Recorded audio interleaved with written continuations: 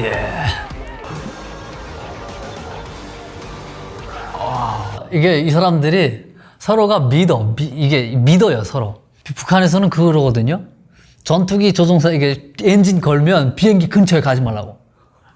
저는 북한에서 공군에 있어서 뭐 비행기에 대한 관심이 좀 누구보다 많다고 봐야 되겠죠. 북한에 있는 비행기들은 또 다양하게 또 경험을 해봤고요. 미국 항공모함이 여기 한반도 동해 바다에 이렇게 오면 북한이 아주 진짜 긴장해져요. 갑자기 군인들 나가서 저기 농사 짓다가도 야, 다 들어가! 다 쌈으로 들어가자! 이렇게 하거든요. 그만큼 항공모함이 너무 북한에게는 이게 트라우마 같은 거죠. 그 비행기 잡아주는 거 그걸 캐터필더라고 하나요? 캐터폴트라고 하나요? 그 딱 띄워주는 거 그거 아니에요? 그 다음에 쭉 그 착륙할 때 잡아주는 것도 그 줄도 있고 하잖아요.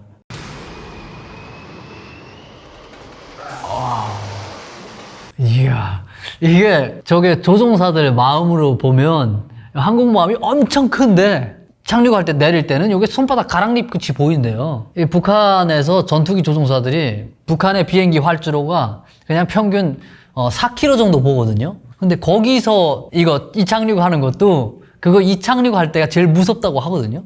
비행기 이착륙할 때. 근데 항공모함이 아무리 크다고 해도 1km 미만이죠, 이게. 네, 1km 미만의 북한 그런 비행기가 아니고 이건 초음속 비행기잖아요. 이게 진짜 빠르게 날아가는데 요거에 딱 내려 서 있다는 게 이게 높은 그 기술을 필요로 하겠네요. 북한 걔네는 여기에 비행기 이거 줘도 내릴 수도 없네요, 거기. 배후에 비행기를 세울 수가 없어요. 예. 이 기술이 힘들다는 거잖아요. 이게 중국에서도 그 항공모함 만들었는데 걔네도 못 만든다는 그거죠, 이게. 저것에서 이런 밀어주는 거 기술, 이게 저게 비행기 자체 중량만 해도 몇 톤 나가잖아요. 저게 아마 10톤 고진 가까이 될걸요, 비행기 저게 하나에. 그리고 미크 21 이 전투기가 한 7톤 정도 보거든요. 7톤에서 10톤 그 어간일 거예요. 그런데 그만큼 짐을 또 실어야 돼요. 그래서 그만한 양력을 얻어서 날아가야 되는데 이 항공모함 길이가 다 1km 미만일 거예요. 거기서 양력을 얻어서 떠야 된다는 건데 갑자기 뜨려면 이거 밀어주는 거, 배에서 있는 거 캐터폴트 이런 기술도 진짜 중요하게 생각되네요. 저 떠나가다가 양력 못 얻으면 바다에 땅구덩 빠지는 거잖아요, 이거.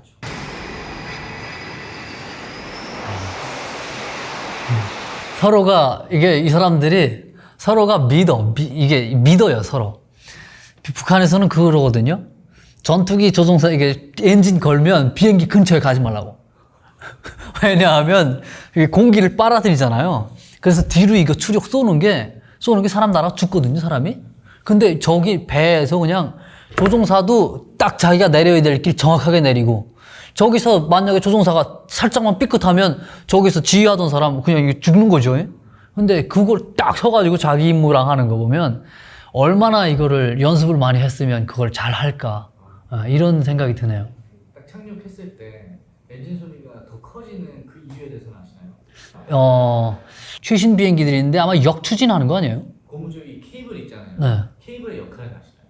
케이블 이게 제동 걸어주는 거 아니에요? 뭐예요? 모르겠어요. 네. 케이블이 네. 총 3개가 있어요. 아, 그래요? 네. 전투기 뒤에 네. 꼬리 같은 게 있잖아요. 네네네. 그 꼬리가 닿으면서 케이블에 하나 딱 잡히는 거예요. 아, 이제 후크로 이제 저게 먼저 이렇게 뒤에서 내리면 뒤에 게 걸리고 앞에서 하면 앞에 게 걸리고 그렇죠. 이제 그런 거네요. 맞아요. 다 놓칠 수도 있잖아요. 그렇죠. 근데 만약에 엔진을 껐다. 네. 그러면 비행기가 바다로 빠지는 거예요. 아, 그래서 보험으로 네. 풀 발진을 한대요. 아, 그래서 만약에 못 걸면 뜬다는 거. 아, 그렇구나. 아, 그래서 저게 소리가 더 큰 거네요. 이게 제가 그렇게 전투기에 역추진이 있는 거는 잘 몰랐거든요. 여기에 끼는 역추진 장치가 있어요. 이건, 그거였네.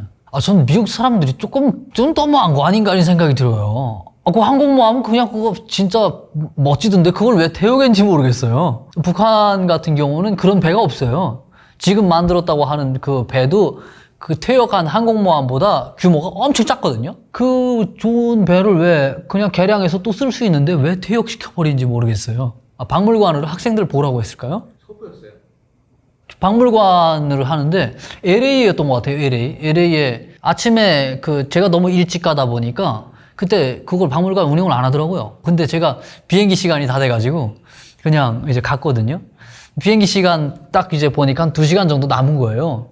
그래서 이거 2시간 뭐 하고 있지? 하고 지도를 이렇게 보는데 항공모함 박물관이 있는 거예요. 그래서 야, 저기 갔다 온다. 1시간 동안 하고 부지런히 갔다가 거기 갔다가 그다음에 또 비행기 시간도 다 돼가지고 문은 안 열고 해서 다시 돌아갔거든요. 그래서 앞에서 그리고 그 주변에서 쭉 돌아봤죠.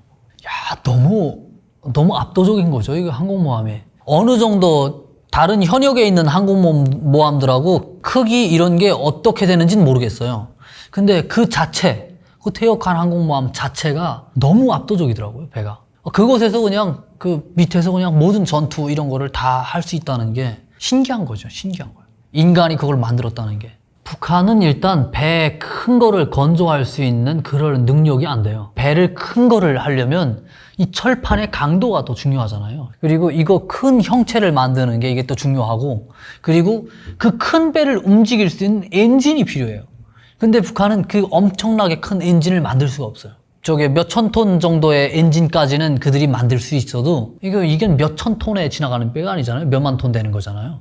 이런 거를 움직이려고 하고, 그리고 그 몇만 톤의 배를 움직이려면 엔진에 기름이 얼마나 많이 들어가겠어요.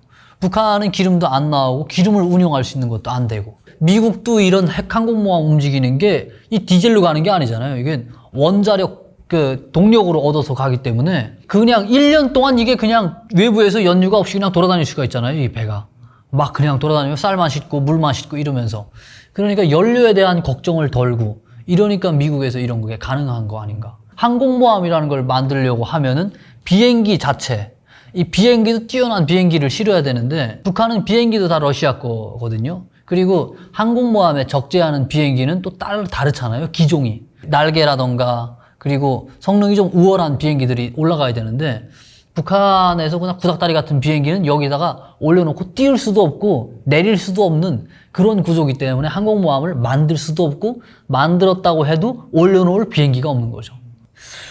이게 예산이 제가 얼추 듣기로 그냥 이게 북한 군사력을 다 합친 것만큼 들어가는 그거보다 더 많은 것 같던데요. 수치적으로 정확하게는 모르겠는데 그것보다 많은 걸로 알고 있어요. 금액적으로는. 밀리언이에요?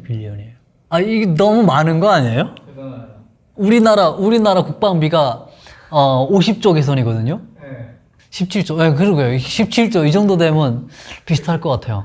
북한의 현재 GDP가 우리나라 국방력보다 낮거든요. 41조 원 GDP가. 그 북한에서 전문가들이 평가를 할 때 GDP의 한 25% 개선을 국방비로 넣는 걸로 알고 이렇게 돼요.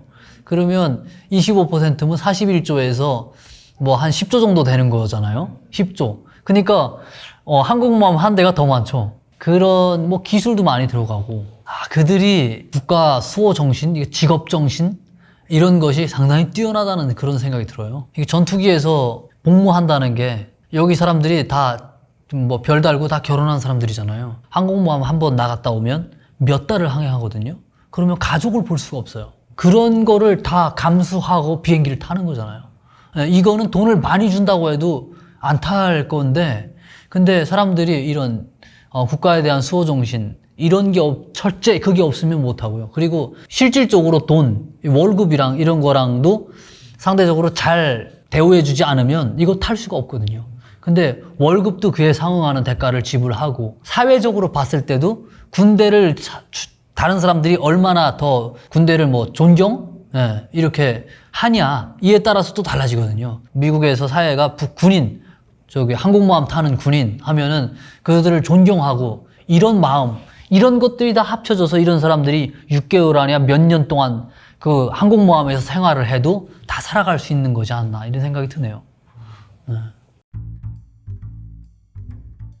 미군에 대해서 미제가 제국주의 양육강식, 전 세계 깡패 국가다. 지 마음에 안 들면 두들겨 패고, 이렇게 공식적으로 교육을 하죠.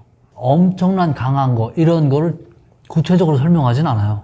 그걸 알면 공포에 쩌니까. 그들과 맞설 수 있는 게 우리의 김정은 동지. 이렇게 가는 거죠.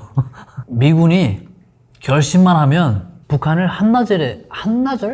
2시간이면 아주 작살내버릴 수도 있겠구나. 뭐 1시간 걸릴 수도 있어요. 그거. 그 북한 김정은 정권을 아예 끝내버릴 수도 있겠구나 이런 생각이 들더라고요. 항공모함 여러 대 끌고 오고 하면 그냥 한 번에 그냥 자살나죠. 말 그대로 미국 vs 전 세계 누가 이길까? 응. 라는 영상이에요. 게임을 한번 해보는 거예요. 아, 좋습니다. 네. Hypothetically, what would happen if America found itself in a conflict against the entire rest of the world? Would the country still have the power to achieve victory, or would it be worn down and defeated? For the purpose of this video, we'll exclude nuclear weapons and assume that such a conflict would break out after a 핵탄은 period 제외하고 of heightened 싸워나가는 거지, global 지금? tensions, rather 핵무기는 than as a 제외하고 싸워나가는 surprise 거죠? attack. 네. The biggest challenges to the US in terms of actual military capability would certainly be China. Western European nations would be a close second, as they are wealthy and have stockpiles of advanced weapons and technology. While Russia, once considered to be America's main military challenger, its invasion of Ukraine has made clear that the country is something of a paper tiger. India is another potential player. With the 러시아 world's 무능함. largest 그 저게 사회주의 국가들 무기가 다 러시아 군사 체계를 다 가져와 가지고요. 거기 서로 호환이 되고 하거든요. 그래서 러시아가 무능하다 이러면 러시아하고 친한 나라들은 다 쓰레기라고 보면 돼요.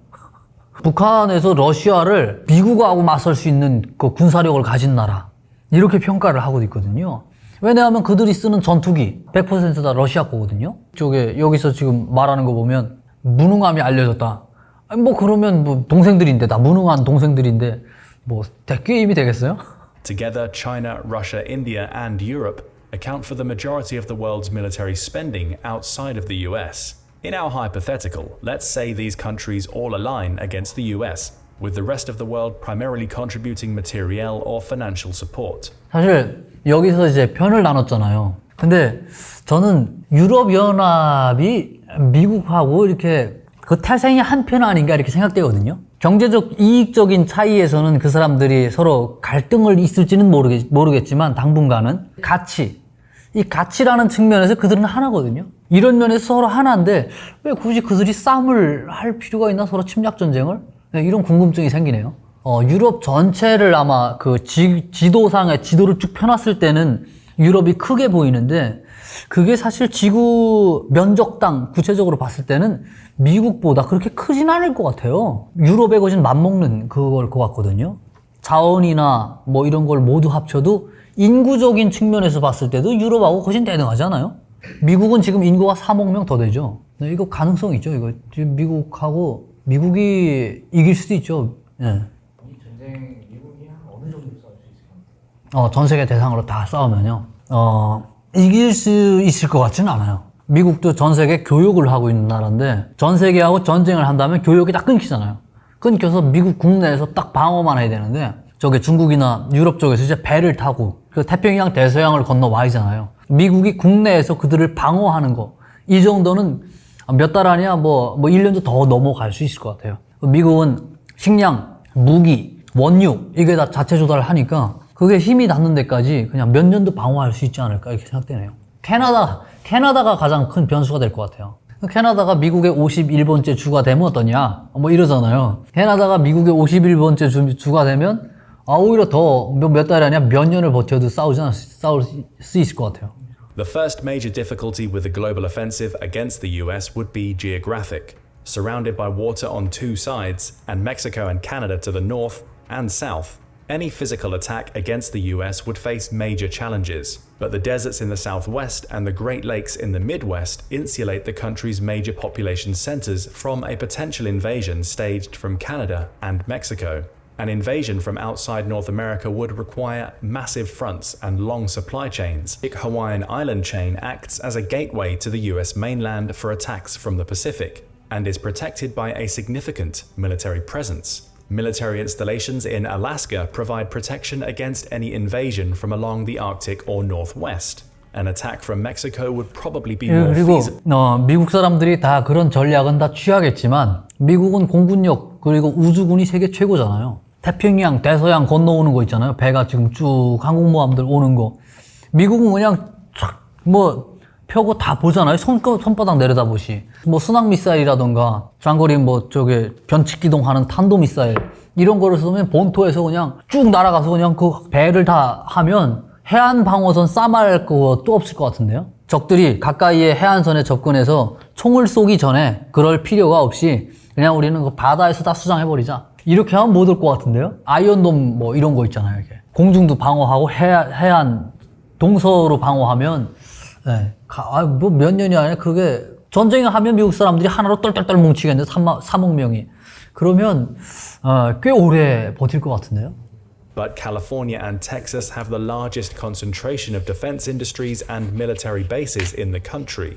The US is also by far the most heavily armed civilian population in the world, with a staggering 120 guns for every 100 people. Some areas would be considered too important to abandon. One of the first battlefields in any conflict between the US and the rest of the world would be the Middle East, to secure critical US oil refineries and distribution centers. Europe, which would represent the US's most significant adversary, receives a significant amount of its crude oil and natural gas from the Middle East. China would face a similar issue, as over half of all its oil comes from the Middle East, making the region among one of the most likely fronts in a global war, using carrier-based strike aircraft plus medium and long-range ballistic missiles. US power projection means that even without bases in 이런 생각이 Afghanistan, 또 the 있네요. military could easily hit. 전 세계에 이 원유 창고가 중동 쪽에 다 모여 있잖아요. 그 원유를 다 끊어버리면 장기전이 어렵겠네요. 미국의 항공모함이 저기 인도양이나 저 대서양 이쪽에서 쭉 조여 들어가서 비행기들이 공습으로 그걸 다 날려버린다면 기름 생산이 안 되잖아요. 근데 미국은 자기들이 알아서 그 생산을 하잖아요.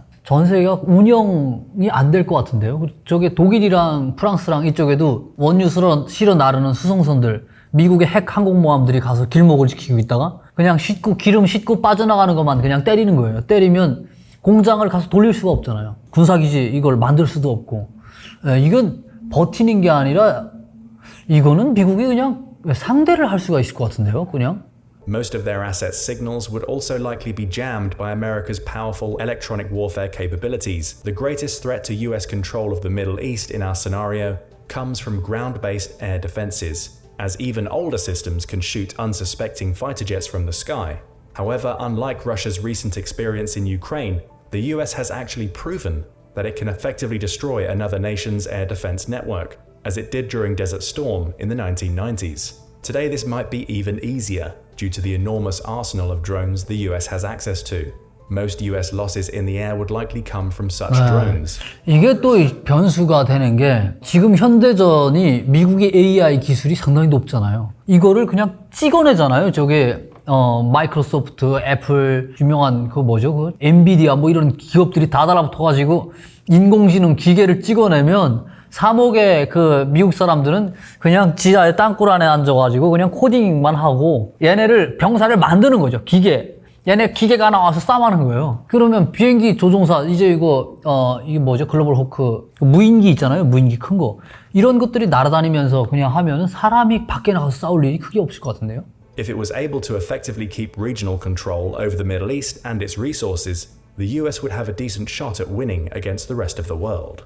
A second major battlefield would be the Pacific, where the US would probably use its fleet to keep China and other East Asian nations contained. It would also utilize its fleet of aircraft carriers heavily in the Asia-Pacific region. As of this video, there are 47 aircraft carriers around the world. The largest 11 of these are all nuclear-powered carriers belonging to the US, which have more than twice the combined total deck space of every other country combined.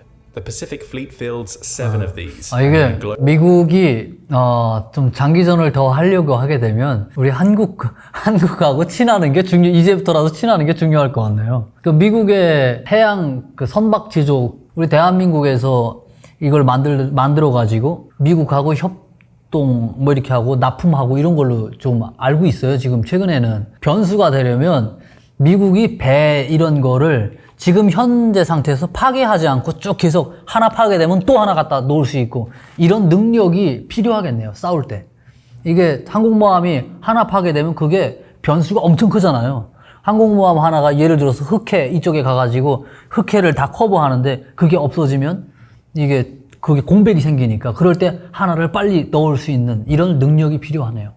And the US could use its massive navy to gain control of the Strait of Malacca, which carries up to 40% of the world's trade every year. While less easily choked off than the Suez Canal, a US blockade of this waterway would also devastate most economies in Asia. The US would also likely exert its naval power in the South China Sea, which it could use to launch strikes against China, Japan, the Philippines, or any other regional power. Heavy fighting would ensue across the sea and air domains all around the South China Sea, and could account for the heaviest US casualties in any theatre of this hypothetical war. Another potential target is Taiwan, where over 90% of the world's advanced microchips are currently fabricated. Chinese air defenses and ballistic missile capabilities are already powerful alone, and if combined with the assets of every other country in the region, could potentially pose a problem for the US. Even so, the US Navy is so powerful that every country in the East Pacific combined would be occupied with fending it off.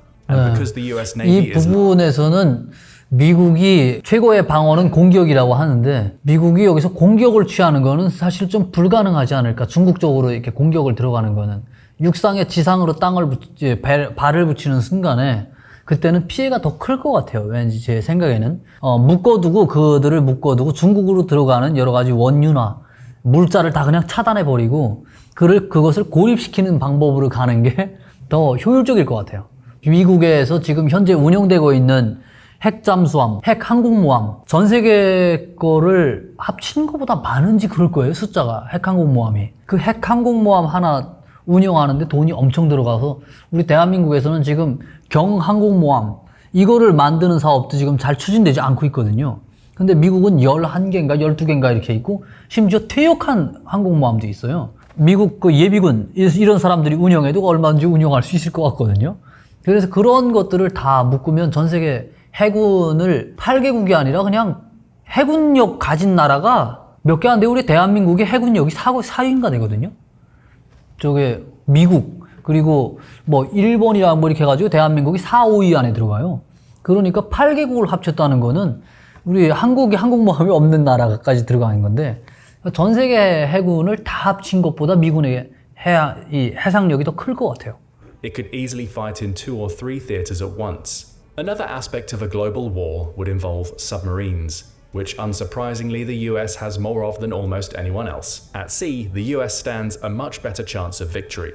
A third global area of battle would be the Americas, where the US would have the greatest ability to marshal forces and project power. Another obvious target is the Panama Canal, which serves as the gateway between the Atlantic and Pacific. Now, obviously, a hypothetical alliance of every other country in the world would have the numerical advantage in overall troops and economic resources. But keep in mind that as of 2022, US military spending was $877 billion, constituting 40% of the global total and more than the next 10 countries combined. Today, this enormous sum still only accounts for about 3% of the country's GDP. In a global 이게 war, this percentage 국방비 3%를 투자하는 건데 전 세계 10개국 큰 것이 다 합친 것보다 더 큰 거예요? 그러면 미국의 GDP가 그냥 엄청난 거네요. 3%. 와, 저는 꽤 많이 뭐 10%고 개선해서 국방비를 하는 줄 알았는데 3%밖에 안 되네요. almost certainly increase and could rise to similar levels as World War II, when US military spending accounted for over 40% of national GDP. Today, that would mean somewhere close to $10 trillion a year in military spending from the US alone. US cyber spending will rise to more than $25 billion. And the country continues to top every... 참 재밌네요. 이게 제가 여기 나중에 와서 알게 된 건데 자본주의라는 그 경제학이 뭔가 이상하더라고요. 이게 어떤 때는 전쟁을 하면 경제가 커지더라고요. 심지어 러시아가 지금 전쟁을 하고 있는데 경제가 발전한다고 하죠. 그냥 쉽게 일반인들이 생각했을 때는 전쟁을 하면 경제가 파괴되고 그냥 돈을 다 소모하고 이렇게 되는데 일자리나 이런 것들이 워낙 많아지면서 경제가 더 커지는 이상한 효과가 나타나는 것 같아요. 그래서 북한에서 그런 걸 미국에 대해서 가르칠 때 2차 세계대전에서 무기 장사꾼 역할을 하면서 돈을 벌어들인 미제가 이런 표현을 쓰거든요. 네, 그래서 이것도 좀 재밌네요, 이거. 네. However, this domain would also be one of the biggest dangers to the US in a global war, as cyber attacks are notoriously difficult to predict and defend against. A well-placed cyber attack by a less powerful nation could still be catastrophic. All the elements point to a big conclusion. The US is so powerful that it could take on the rest of the world for weeks or months with no certain winner. Because of this, such a hypothetical conflict would likely become a war of attrition, in both the physical and digital worlds. In the end, the victor would almost certainly be whichever side could outlast the other. 끝까지 버티는 자가 승자가 될 거다.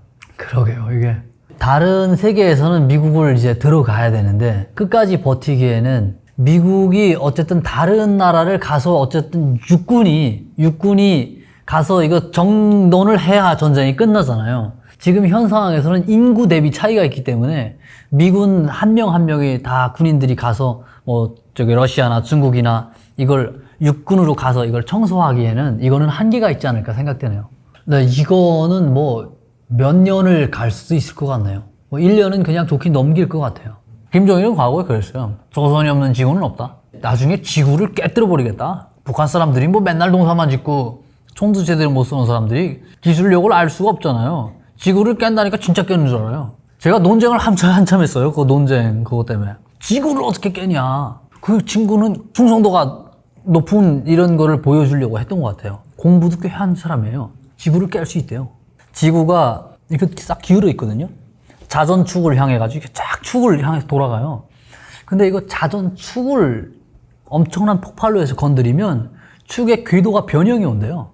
네, 변형이 와가지고 그 태양계에서 벗어난대요. 그러면 다른 충돌하고 맞서가지고 깨진다. 그걸 들어보니까 설득력이 있더라고요. 근데 우리가 어떻게 자전축까지 어떻게 가는데 우리나라가 거기까지 폭탄을 실어 날릴 힘도 없는데 어떻게 가는데? 이러면서 싸움을 했었거든요. 북한의 항공모함이 가지고 있는 또 이게 능력들이 좀 그에 맞춰서 있기 때문에 전략 폭격기를 띄울 수가 없잖아요.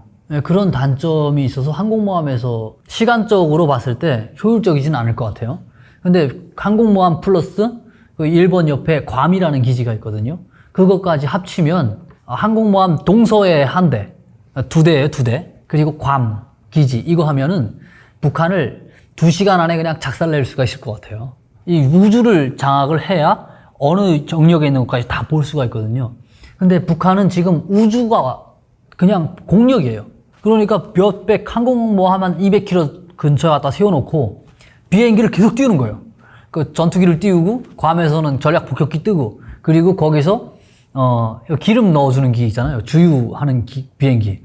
이것도 그냥 떠가지고 이게 몇 대 떠가지고 그냥 상공에 그냥 머무르고 있으면 전투기가 거기 가서 주유하고 또 때리고 항공모함 가서 폭탄 싣고 또 올라가고 이렇게 해서 북한의 중요한 시설만 몇 개 때리면 북한은 이게 동작이 멈추거든요. 그냥 그들이 칼 들고 싸울 수는 없잖아요. 제가 보건대 2시간이면 북한은 작살난다고 봐요. 그러니까 핵탄 빼고 아날로그로만 해도. 마지막으로 드는 생각이 이런 전쟁은 일어나지 말아야 되고 그리고 미국에서 사람들이 그 강한 자의 입장으로서 약한 자를 포섭할 수 있는 그런 마음을 가질 때 미국이 더 강대해질 거라고 저는 봐요. 그냥 강함 이것만 믿고 약한 주변 국가들 이거를 그냥 무시하고 이렇게 나가면 미국에게 해가 되는 일이 더 클 거다. 서로 미국은 강한 자의 입장으로서 경찰 국가 이 이미지를 가지고 주변 국가들에서 벌어지는 안 좋은 일들 그것을 정확하게 중재하고 이런 걸 할 때 미국은 더 강대해지고 자유라는 것이 더 튼튼해질 거라고 저는 생각됩니다. Hello? 맞나요? Hello. Long time no see. 유성현입니다.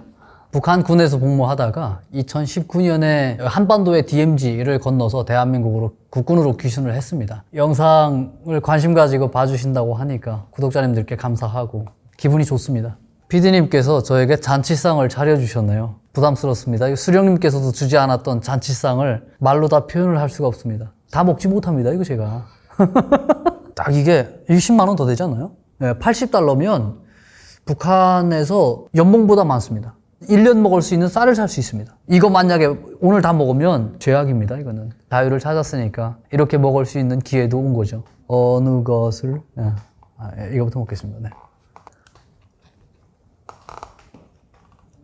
피디님도 하나 드시죠. 네. 저만 먹는 게 이거 혼자 돼지같이 먹으면 김정은이나 다름이 뭐가 있어요. 김정은하고 똑같은 거죠. 네, 커피. 이게 아메리카노라는 거 아니에요? 미국에서 온 이름이나요? 원래 이탈리아에서 미군들이 좋아하는 커피를 이탈리아 사람들이 아메리카노. 아, 그래요? 북한 사람들이 이거 와서 커피를 카페에 가서 시킬 때 아메리카노 달라고 하는 게 익숙하지 않아가지고 이게 아프리카노 한 잔 주세요. 이렇게 했다는 사람들이 있거든요. 이게 많이 썼는데 지금은 익숙해졌습니다. 자본주의의 맛 아니겠습니까, 이거? 처음에 다 카페 가가지고 사람들이 주변에서 아메리카노 달라고 이렇게 시키는 거예요. 하고 저도 시켜 먹어봤죠. 근데 쓰더라고요. 이걸 왜 먹지? 북한에 있을 때 캔커피 그거 하나에 쌀 1kg 정도. 북한 사람들이 그걸 캔커피 잘 사는 고위층만 먹습니다. 먹는 거를 우연히 저도 얻어 먹어봤죠. 근데 여기 와서는 서민들도 커피를 집에서 해 먹을 수 있고 사 먹을 수 있고 하잖아요. 너무 다른 그 생활의 퀄리티? 이게 느껴지더라고요. 이거 달달합니다, 이거. 이게 설탕, 이게 촉촉한 맛. 명절날만 먹는 건데, 피디님께서 잔치상을 차려주셨네요. 설탕이 귀합니다, 북한에. 북한 자체로 설탕을 만들 수 있는 능력이 안 되는 것 같아요. 그래서 음식이 달지 않습니다. 그러면서 저는 설탕 잘 먹고 있습니다. 제로 절대 안 시킵니다, 저는. 맛있네요. 미국에서 정부에서 운영하는 전 세계 학생들, 그 억눌려 살던 학생들을 대상으로 그 위대한 미국을 한번 경험해봐라. 이런 프로그램이 있습니다. 미국 대학교에서 공부를 하는 겁니다. 독재 국가들에서 쭉 자랐던 사람들, 전 북한에서 왔으니까 민주주의가 뭔지 한번 봐라. 이렇게 해서 제가 거기 갔던 겁니다. 그래서 미국 대학교도 가서 영어 공부도 좀 하고 왔죠. 미국에 가서 도너츠도 먹었고 학교에 학교가 엄청 커요. 스타벅스 이런 게 다 거기 있는 거죠. 그 대학교 식당이 어마무시해요. 제가 갔던 대학교가 미네소타 주립대학교인데 중남미 음식, 미국 음식, 그 유럽 쪽의 음식 섹션을 나눠가지고, 그런데 아쉽게도 한식은 없더라고요. 미국 음식 위주로 보면 완전히 기름지고 달고 저에게는 익숙하지 않은 고칼로리? 가서 살도 많이 찌고 왔습니다. 헬스장도 매일 가고 거기서 그거 주는 대로 다 먹었다간 제가 아마 이렇게 움직이지 못할 정도로 이렇게 살이 쪘을 거예요. 공항에 딱 내려서 게이트 통과해서 화장실을 먼저 갔어요. 미국은 다 크구나. 변기부터 시작해서 화장실 칸막이 있잖아요. 1인당 들어갈 수 있는 칸. 이것도 크고, 미국은 크다. 이런 걸 처음 느꼈고, 사람도 크다. 그리고 미국의 차 있잖아요. 미국 차들 캐딜락. 차가 그냥 엄청 큰 거예요, 승용차가. 그걸 큰 걸 좋아하는구나. 이런 걸 그때 느껴지더라고요. 미국 사람들이 또 많이 먹는 것 같아요. 덩치가 크니까. 많이 먹는 사람은 이거 다 먹을걸요? 제가 탁 터놓고 먹으면 이걸 다 먹을 수 있거든요. 근데 미국 사람들은 이거 다 먹을 거예요. 그 뭐죠? 막 치크받고 하면서 싸마는 미식 축구 이런 거 하는 사람들 있잖아요. 미네소타 그 주가 하키. 이게 유명해요. 이것도 거진 전투더라고요. 이게 스포츠가 그냥 거진 전쟁이에요, 이게. 몸싸움을 하는데, 저 같은 거 들어갔다가 그냥 갈비뼈 꺾어지겠더라고요. 그게 어마무시하게 여자애들이 또 들어가서 하거든요. 그냥 입이 쩍 벌어진 거. 이렇게 엄청 센 거예요. 에너지가 넘치더라고요. 네. 근데 그거 먹어야 그거 하는 거 아니에요. 북한에서는 무슨 스포츠 했어요? 북한은 배구를 제일 많이 해요. 농구, 그리고 축구. 배구를 많이 하는 거는 마당이 조금 하면 배구 건물 치면 배구장, 배구 건물 거두면 농구장 이렇게 되거든요. 야구 이거는 없어요, 북한이. 북한에서 가르치는 거는 미제 승냥이. 근데 저는 북한에 있을 때부터 사람이 사람이겠지. 이런 마인드를 가지고 있었던 사람이거든요. 제가 갔던 미네소타 주 여기의 사람들이 더 착한 거예요. 너무 진짜 그 얼굴 이 표정이랑이 악하다 이런 게 전혀 안 느껴져요. 미네소타가 농사 짓는 데거든요. 농민들이 보면 상대적으로 좀 마음이 좀 따뜻한 것 같아요. 농민들이 도시에서 막 그냥 치열하게 사는 사람들에 비해서 지금 제 개인적인 생각입니다. 쭉 같이 외국인들이랑 대화도 하고 또 집에서 키우는 그 강아지랑 이렇게 데리고 나와가지고 학교에서 이렇게 수다도 떨고 이러거든요. 근데 미국 사람들이 너무 유머러스하고 너무 좋은 거예요. 거기 그 시골에 여기서 살아보는 것도 좋겠다 이런 생각 들더라고요. 진짜 미국 사람들 그 미네소타 사람들이 진짜 좋았어요. 유학을 쭉 왔으니까 가정 체험이라는 걸 시켜요. 같이 가서 가족들하고 이야기하고 같이 저녁도 먹고 미국의 그 가정적 분위기 먼 데서 북한에서 온 애인데 친절하게 대해주고 밥도 다 지 돈으로 사주고 요리해서 주고 이게 너무 신기하더라고요. 그게 자기 살기 다 바빠 죽겠는데 선한 마음 이런 게 없이는 그게 불가능하거든요. 북한에서 가르치는 내용하고 현실하고는 얼마나 큰 차이가 있는가 하는 걸 그때 알 수가 있었죠. 저녁마다 탁구 치러 나오는 아저씨가 있었어요. 제가 가서 이제 탁구를 하죠. 근데 그분은 탁구를 엄청 잘해요. 저의 실력하고 맞춰가지고 쳐주시더라고요. 그러면서 농담도 엄청 잘해요. 그분하고도 많이 친해졌었어요. 그 미네소타에서 먹었던 감자튀김, 고기를 이렇게 찧어가지고 쫙 썰어서 주더라고요. 볶은 고기는 크게 없었던 것 같아요. 이게 한국에처럼 불판에다 구운 그거는 없고 오븐에다가 이렇게 굽거나 딱 삶아가지고 쫙 이렇게 편육처럼 이렇게 썰어한 거. 그게 진짜 좋았어요. 매일 그 고기가 나오는데 고기도 여러 가지 타입으로 해서 나와요. 그 부분이 너무 좋았어요. 저는 고기를 진짜 좋아하거든요. 몇 개 고기를 먹을 수 있다는 게 그게 진짜 좋았어요. 북한에 있을 때 고기를 못 먹는 사람들이 진짜 부러웠어요. 저는 너무 먹고 싶은데 얘네는 그런 마음이 없는 거예요. 저는 이제 막 갈증을 느끼는 거잖아요. 오늘날에 고기를 먹고 싶은 때 먹고 그러니까 오히려 나는 다 먹을 수 있어서 너무 좋구나. 미국 음식도 그냥 내가 다 맛있게 먹을 수 있어서 좋구나. 네, 이렇게 바뀌었죠.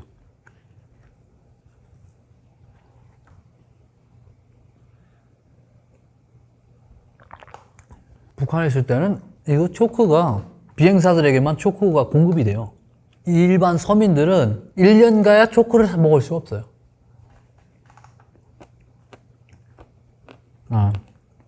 어떻게 이런 걸 만들 생각을 다 했을까요? 미국은 이런 음식도 어제 산업화를 한 것 같아요. 그리고 좀 보관을 오래 할 수 있잖아요. 이거 맛있네요. 네. 건강에 좋은지 어쩐지는 모르겠어요. 네, 건강에는 안 좋다 이런 소리도 하고 하는데 못 먹어서 안 좋은 거죠. 뭘 먹어가지고 안 좋은 게 있어요. 적당히 영양분을 적당히 너무 욕심차리지 않고 이렇게 먹는 게 최고의 건강한 음식이 아닌가 이렇게 생각해요. 저는. 이런 거 많이 먹으면 이것만 냈다 먹으면 김정은데요. 적절하게 배도 한번 고파보고 금식도 한번 해보고 채소 같은 것도 먹고 이래야 건강하게 오래 살 수 있는 거죠. 미국인들이 잘 먹는데 평균 수명이 이렇게 길지 않더라고요. 이런 고설탕 이런 거랑을 과하게 섭취해서 그런 문제가 벌어지지 않나 그런 생각이 들어요. 북한 사람들은 못 먹어서 죽고 미국은 잘 살아서 배에 기름이 실려서 죽고 미국 영어를 튜터링 해주는 친구가 있었는데 어디 놀러를 자주 데리고 다녔어요. 저를. 그 친구의 친구가 또 있어요. 그 친구는 커플이거든요. 커플. 그래서 저까지 해서 4명서 어디 펍 맥주 마시는데 거기에 가서 놀고 볼링 치는 데 가서 놀고 좀 신기했던 게 있어요. 당구장 이제 펍 당구장에 같이 맥주랑 마시는 데예요. 거기는 그 주변에서 일하는 사람들, 시골 사람들이 다 저녁마다 모이는 것 같아요. 서로 다 친해요. 이게 한국에서는 어디 맥주집 가면 다 모르는 사람들이 더 많거든요. 근데 다 아는 것 같아요. 저를 거기 왔던 사람에게 소개를 해준 거예요. 북한에서 온 친구다 이러면서 이야기하는데 펍에 있던 친구가 등치가 엄청 커요. 그거 시험에 이렇게 쫙 붙여있고 저는 그 친구가 저보다 나이가 많은 줄 알았거든요. 또 아버지 같아요. 이렇게 완전히 풍채가 좋아가지고. 근데 22살인 됐다는 거예요. 깜짝 놀라가지고. 저보다 한참 동생인 거예요. 그러면서 그 친구들하고 잘 놀았어요. 한 번도 해보지 못했던, 이거 막 딱 던지는 거랑 있잖아요. 다 던지는 거. 펍에 가서 막 노래가 나와요. 음악이 나오면. 그걸 딱 듣고, 이제 이거 맞추는 거예요. 음악을 맞추면 술을 공짜 주는지 그래요. 근데 저는 미국 노래 이걸 보면 제목을 맞출 수가 없으니까 그래서 그 친구들이 막 같이 도와주면서 이거 재미나게 놀았었어요. 지금도 연락을 이렇게 인스타그램 이걸로 해서 잘 하고 있습니다. 친구야 어색하네요. 그 친구가 올해 졸업을 했어요. 요즘에 여행을 많이 돌아다니더라고요. 취직이랑 이렇게 하면 서로 오고 가고 저도 앞으로 미국에서 취직하면 서로 잘 연락하면서 지내면 좋겠습니다. 미국을 한마디로 설명할 수 있는 나라는 아닌 것 같아요. 대한민국 같은 나라가 진짜 한 50개가 모여있는 곳이니까 문화, 역사, 해가지고 그냥 경제, 그 도시마다의 그 색채가 다 있어가지고 미국은 뭐 어떤 거 같아. 이렇게 한마디로 설명하기가 힘들어요. 그냥 크다. 그냥 엄청 크다. 너가 생각하는 상상 이상대로 크다. 거기에는 나쁜 것도 뭐 조금은 있겠지만 그만큼 미국 사람들이 건강한 마음을 가지고 좋은 사람들이 많기 때문에 강한 국가가 된 거다. 자유를 사랑하는 사람이라면 누구든지 이렇게 받아들일 수 있는 그런 마음이 가진 사람들이기 때문에 전 민족들, 숱한 민족들이 모여서 살 수 있는 나라고 서로를 이해하는 그런 문화가 만들어진 곳이기 때문에 큰 미국이 될 수 있었다. 그런 거를 알고 가면 우연히 나쁜 것도 경험할 수 있잖아요. 예, 거기 가서 강도 맞을 수도 있고. 근데 야, 미국은 그냥 강도 같은 나라 이렇게 인식을 가지는 것이 아니라 내가 운이 나빠서 강도를 만났지만 다음에 만날 사람은 또 더 좋은 사람들이 더 많아. 뭐 이런 거랑을 있다는 걸 말씀드리고 싶네요. 미국 나쁜 국가. 나쁜 놈에게는 나쁜 국가가 될 수도 있을 것 같아요. 미국이 북한에게 나쁘게 했다기보다 그 실습 왕조 체제, 김정은이 자꾸 핵 개발하고 그런 작자들에게는 나쁘죠. 나쁘겠죠. 예. 그렇지만 북한에 있는 전 인민들의 대상으로는 미국 사람들이 진짜 특별히 각별한 마음을 가지고 있어요. 북한 인민들에 대한 좀 열린 마음, 그들의 처지를 어떻게 하나 좀 나은 생활로 바꿔줄 수 있을까, 이런 생각을 하는 사람들이 미국 사람들이 더 많아요. 네. 저는 그렇게 말씀드리고 싶어요.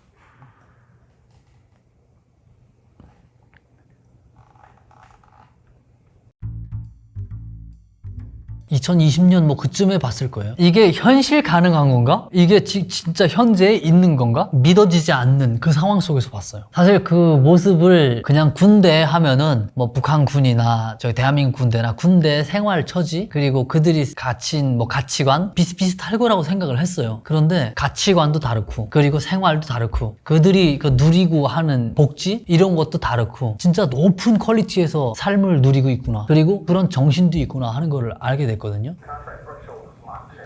마하10. 근데 실제 마하10으로 날아갈까요? 이거는 이런 쪽으로 실현 가능한 비행기에서 만든 영화인지 이게 제가 현실 파악이 잘 안 되거든요. 극초음속 미사일이 마하10 막 이 정도 가는 걸로 알고 있거든요. 근데 전투기가 극초음속 미사일로 날아간다는 거잖아요. 이게 잘 와닿지는 않네요.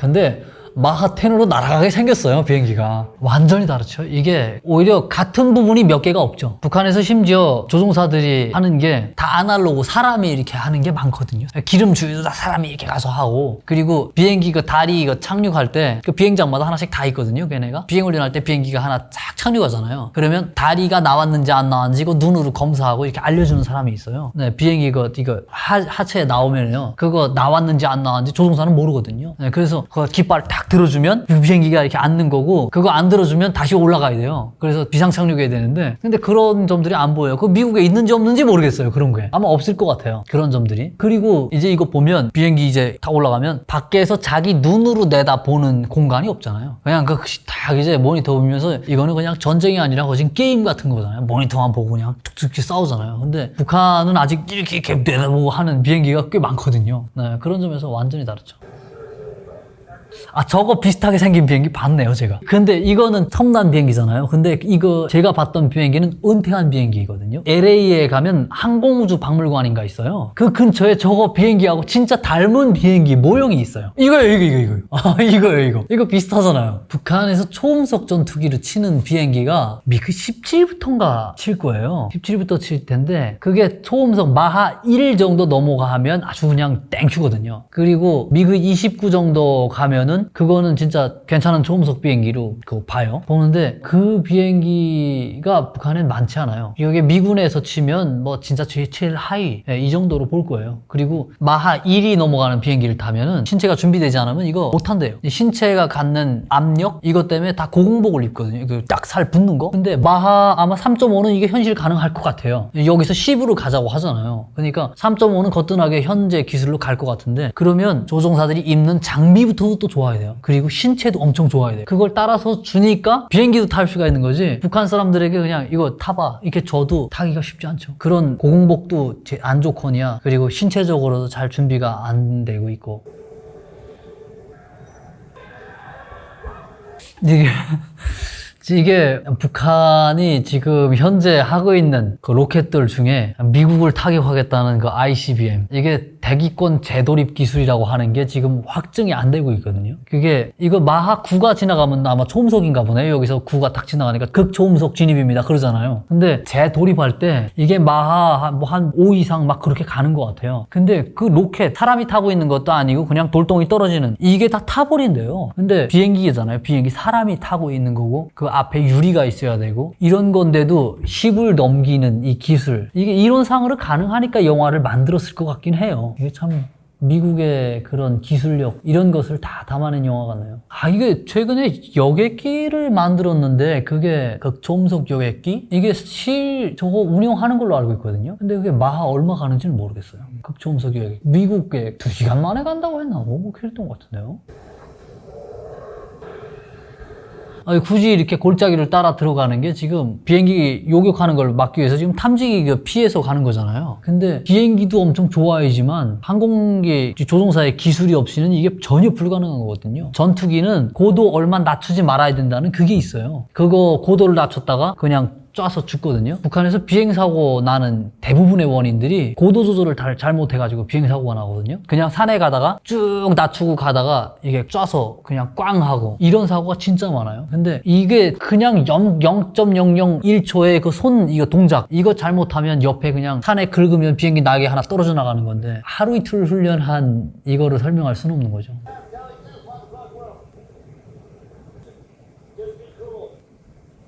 두 명 탔는데? 적들 아니에요 지금? 적들이에요. 기종이 같으니까 지네 편인 줄 아는 거예요? 저기 2개 있는 거는 연습기 같은데 지금 타고 날아가는 게. 지금 이 적군들이 타는 거는 완전 최신식이고 그래. 이 적군들도 얘네가 바로 친구라고 생각하는 건 아니고 아군이라고 네. 생각하는 건 아니지만 일단은 누군지 모르니까 네. 자기네들 따라오라고 했는데 네. 주인공들은 이해를 못했으니까 네.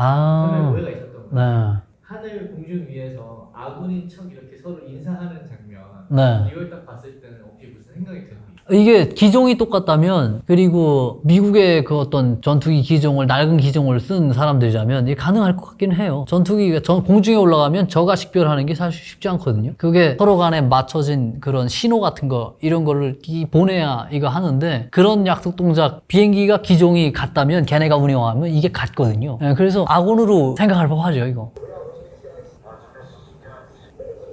여기서 도그파이트라고 한마디로 공중전 그런 얘기를 했는데 북한 공군에서 전투 조종사들은 북한 공군들 제대로 교육도 못 받아가지고 땅에서 그 비행기 조종하고 하는 그런 모습이 실제인지 계속 실제 해요. 김정은이 왔는데 거짓말 하겠어요, 그거? 김정은이 왔는데 김정은이도 좋다고 이렇게 하는데 거짓말 할 수 없잖아요. 근데 그들이 가지고 있는 여러 가지 훈련 방법 중에 하나예요, 그게. 그냥 땅에서도 그 훈련에 몰입을 한다, 이런 거를 보여주는 거거든요. 매번 비행기 타고 올라가는 거, 훈련하는 것이 그들에게는 경제적으로 또는 이 기체가 낡고 이러니까 부담이니까 그게. 그래서 여기 땅에서 할 수 있는 훈련을 땅에서 해봐라, 이런 느낌으로 하는 거거든요. 그럼 그들의 전투 준비 수준이 한 어느 정도 된다고 생각하세요? 엉망이죠, 전투 승비 수준이. 이 비행기라는 것도 예를 들어서 승용차 새로 사가지고 며칠 운전해봐야 이게 자기한테 몸에 탁 붙거든요. 근데 쟤네는 몸에 붙을 수가 없어요. 쓱 해서 운전해볼까 하면 너 내려, 다른 사람 타야 돼, 이렇게 하고 비행기 자기가 언제 탈지 순서가 없어요. 오늘 차를 하나 샀는데 하루 운전해봤는데 갑자기 야, 너 운전하지 마라 해가지고 장롱면허 한 15년 가다가 15년 이후에 또 한 번 또 타봐, 그러면 또 한 번 타보고 또 장롱면허 이렇게 되는 거예요. 15년에 한 번씩 또 뭐 2년에 한 번씩 이렇게 한 번 해보는데 늘면 그게 얼마나 늘겠어요. 와, 미사일 쐈어. 지금 적기에 미사일이 맞았잖아요. 그거 이렇게 따돌리게 하다가. 야, 순발력이 이런 거는, 순발력은 하루 이틀 훈련해가지고 나오는 게 아니거든요. 진짜 여유 쫙 훈련을 해가지고 이 고점을 딱 넘어서야 여유라는 게 딱 나오는데, 이 여유를 뛰어넘은 기술인 거죠, 이게.